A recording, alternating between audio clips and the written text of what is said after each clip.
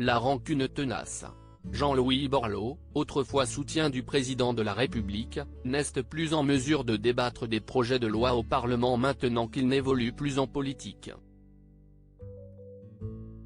Cependant, l'ancien ministre des Finances et de l'Emploi a son propre avis sur la réforme des retraites, et surtout sur la façon dont les discussions ont été menées.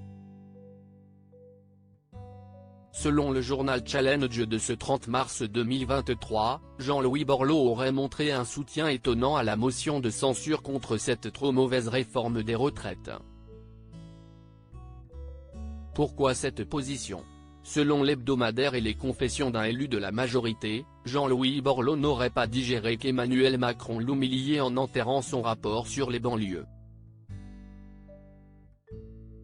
En 2018, celui qui héberge actuellement Dominique Tapie, avait été missionné pour réfléchir à des actions concrètes pour les banlieues. Mais Emmanuel Macron avait écarté les conclusions de son rapport, tout en déclarant l'année d'après que 85% des propositions de Jean-Louis Borloo avaient en fait été mises en œuvre. Gabriel Attal et Joyce Jonathan, Jean-Louis Borloo et Nathalie Baye.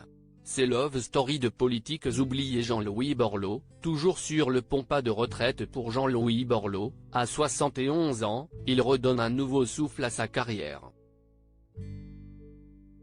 Après avoir occupé les postes de ministre de l'écologie, de l'économie, des finances et de l'emploi, celui de maire de Valenciennes, dans le Nord, ou encore celui de président du conseil d'administration de Huawei France, le mari de Béatrice Schoenberg occupe de nouvelles responsabilités depuis la rentrée dernière.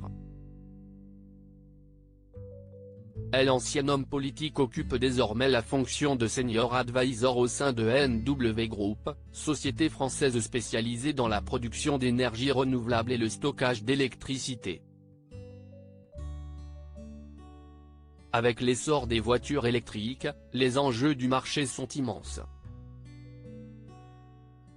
Déjà en octobre 2021, l'ex-ministre de l'écologie participait ainsi à l'inauguration près de Rennes, en Ille-et-Vilaine, d'une borne de recharge ultra rapide de l'entreprise, la première d'une série de 600 déployées d'ici à l'automne 2023.